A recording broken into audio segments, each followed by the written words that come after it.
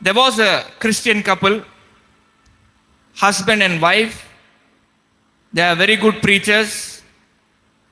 They are known for their preaching skills.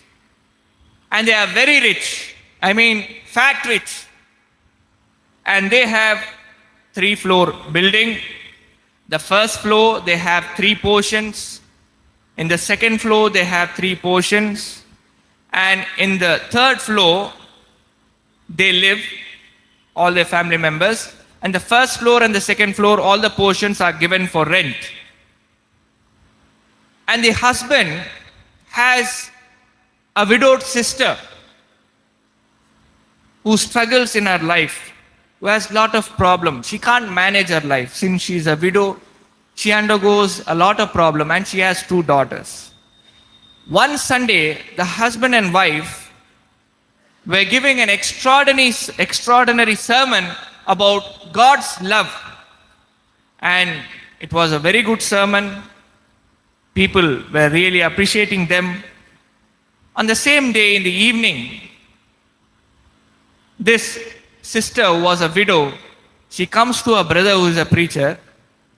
She comes to their house and she expresses her ordeal, the kind of suffering that she is undergoing, the kind of difficulties that she is undergoing, the stress that she is undergoing.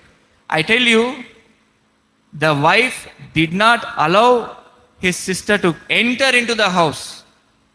Right from outside, she's saying, don't step into our house.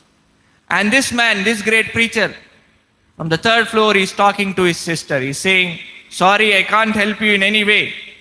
Please stay out of my house. And what was the request of this sister who was a widow? His own sister. What was her request? She said, see, you have 3 portions. Okay? Give me 1 portion to stay. I have 2 daughters. It's very difficult for me to educate them. If you could give me a place to stay, I will work hard and I will educate my daughters. That is the request she made. And you know what the pastor said? He said, I am sorry, this property is mine.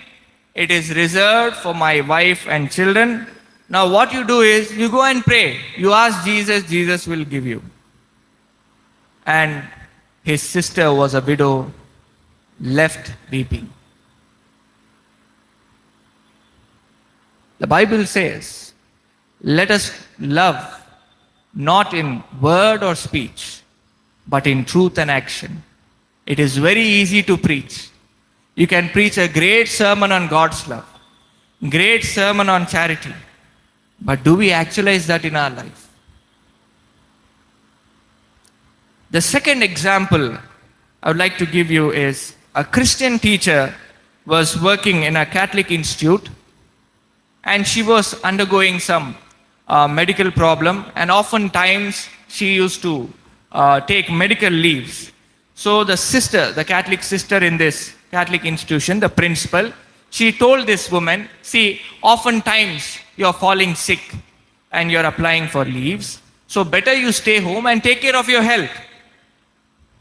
First guard your health. We'll see about the duty afterwards. And this woman did not like the advice of the sister. And what she did, she went and shared it with a Catholic couple who were very religious, very prayerful, well known.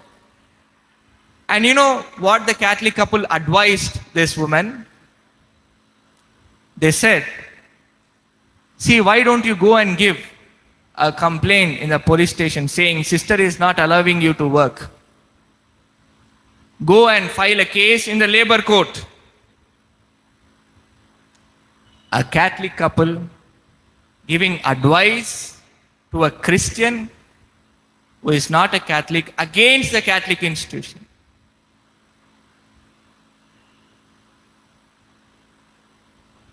This is how the reality is. These 2 examples tell us, dear friends, how difficult it is to live God's commandments. In the first example that I gave you, the brother who was a great preacher couldn't be exemplary in his action. He failed to help his sister. A genuine help he couldn't do, having so much. In the second example, a Catholic couple failed to give a right advice even after living so many years of Catholic faith. Against the institution, hatred, ulterior motive. Therefore, let's examine today. Are we hypocrite Christians, hypocrite Catholics, or are we exemplary Catholics?